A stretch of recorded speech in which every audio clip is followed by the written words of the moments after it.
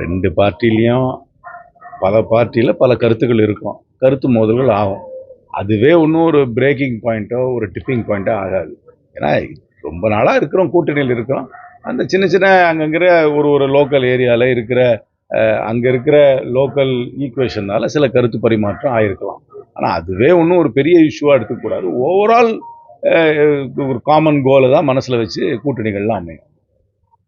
கூட்டணி தற்போது கூட்டணி இப்போ நீங்கள் திமுக கூட்டணியில நீடிக்கிறீங்க. இந்த உத்தேச வேட்பாளர் பட்டியலாம் தயாரிக்கிறாங்க அப்படின்ற மாதிரி ஒரு தகவல்லாம் வருது. கூட்டணி முடிவாக முன்பாக நான் அதெல்லாம் ரெடியாக இருக்கணுன்ற மாதிரி கார்கே சொல்லியிருக்காரு. அதுக்கான பணிகள் டெல்லியில் நடக்க போகுதுன்னு சொல்லுவாங்க. அதை பற்றி ஏதாவது தகவல்? நாங்கள் இந்தியா கூட்டணிக்கு இந்திய அளவில் தலைமை தாங்குறோம். அந்த கூட்டணியில் திராவிட முன்னேற்ற கழகம் அங்கம் வகிக்கிறார்கள் தேசிய அளவில். தமிழ்நாட்டு அளவில் இந்தியா கூட்டணிக்கு திராவிட முன்னேற்ற கழகம் தலைமை தாங்குறோம். நாங்கள் அந்த கூட்டணி தான் இருக்கோம். நாங்கள் ஏற்கனவே 234 தொகுதிக்கு விருப்ப மனு வாங்கிட்டோம். விருப்ப மனு வாங்கி ஒரு யார் யாரெல்லாம் சீரியஸாக கேட்குறாங்கன்றது ஒரு லிஸ்ட்டு வச்சுருக்கோம். அதுக்கப்புறம் தொகுதி பங்கீடு பேச்சுவார்த்தைக்கு எந்த தொகுதியில் காங்கிரஸ் நிற்க போகுதுன்றதை தீர்மானம் பண்ணிவிட்டு அதுக்கப்புறம் பட்டியல் தயார் பண்ணுவோம். ஆனால் எல்லா தொகுதிக்கும் விருப்ப மனு வாங்கி வச்சுருக்கோம். சட்டமன்ற தேர்தலுக்கு முன்பாகவே மாநிலங்களவை தேர்தல் வருது. இதுக்கு திமுகவோடு சேர்ந்து காங்கிரஸ் ராஜ்யசபா உறுப்பினர் சீட்டு கேட்க வாய்ப்பு இருக்காது. எல்லா பாசிபிலிட்டிஸும் இருக்குது. அதனால் அது இல்லைன்னா அப்படி நான் ரூல் அவுட் பண்ண முடியும். எல்லா பாசிபிலிட்டிஸும் இருக்குது. ஒரு பொலிட்டிக்கல் பார்ட்டினா என்னென்ன ஈவெண்ட்ஸ் நடக்குதுன்றதை ஒரு டோட்டாலிட்டியோட பார்த்து தான் அதை நாங்கள் ரியாக்ட் பண்ணுவோம். அந்த பாசிபிலிட்டிஸ் இருக்குது. மார்ச் 16 அந்த எலெக்ஷன் வருது. இப்போ பிப்ரவரி 22க்கு அப்புறம் திராவிட முன்னேற்ற கழகம் அவங்க கூட்டணி பேச்சுவார்த்தைக்காக கமிட்டி அமைக்கிறேன்னு சொல்லியிருக்காங்க. அந்த கமிட்டி வரும்போது எல்லா விஷயங்களை பற்றி பேசுறதுக்கு வாய்ப்பு இருக்குது. கூட்டணி கொடுத்து மாணிக்கம் தாக்கூர் தினமும் பல இது பேசிட்டு வர்றாரு. அந்த வகையில் இன்னைக்கு காலையில் கூட ஒரு ட்வீட் ஒன்று போட்டிருக்காரு, நான் வீழ்வேன் நினைத்தாயோ. அதை பற்றி நீங்கள் என்ன சொல்றீங்க? கவிதை தானே போட்டிருக்காரு. அதுக்கப்புறம் நீங்கள் அதுக்கு மேலே என்ன அர்த்தம் பார்க்குறீங்க?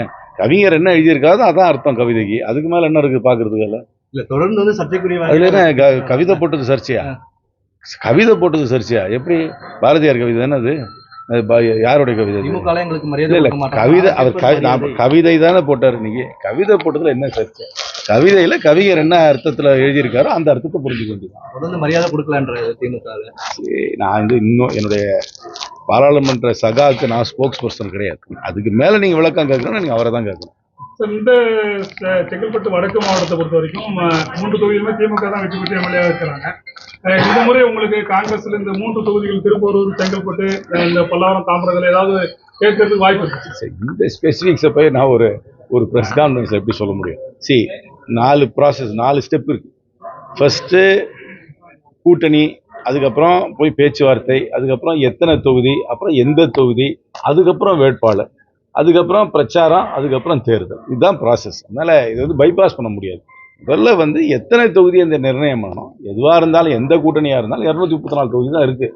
அதுக்குள்ளே தான் எல்லாரும் பிரிச்சுக்கணும். புதுசாக ஒரு கட்சி வரலாம், அதுக்குள்ளே அப்புறம் அதை அகாமடேட் பண்ணணும். எல்லாரும் ஒரு கிவ் அண்ட் டேக் பாலிசிக்குள்ளே அந்த 234 தொகுதிக்குள்ளே ஒரு செட்டில்மெண்ட்டுக்கு வருவோம். எல்லா தேர்தலுக்கும் முன்னாடியும் இந்த கேள்வி இருக்குது, இதை கேட்பீங்களா அதை கேட்பீங்களா, விட்டு கொடுப்பீங்க. ஆனால் எல்லா தேர்தலையும் செட்டில் ஆகிடுதுல. எலெக்ஷன் வரும்போது எல்லாம் செட்டில் ஆகி அந்த 234க்குள்ளே எல்லா கூட்டணி கட்சியும் அடங்கிடும்.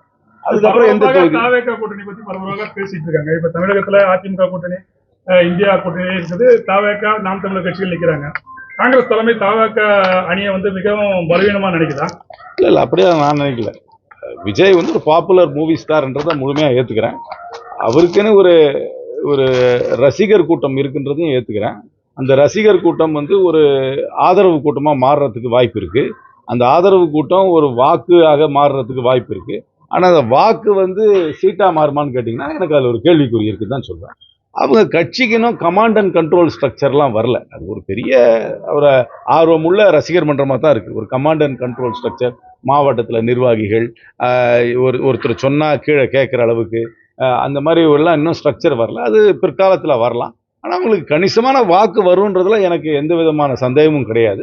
நகர்ப்புறத்தில் கொஞ்சம் கணிசமாக வரும், கிராமப்புறத்தில் கொஞ்சம் கம்மியாக வரும். ஆனால் இந்த வாக்கு வங்கியை வச்சு மட்டுமே இந்த வாக்கு வங்கி உறுதியான வாக்காக மாறி அது சீட்டாக மாறுமான்னு கேட்டால் எனக்கு அதில் ஒரு கேள்விக்குறி இருக்குதான் சொல்லுவேன்.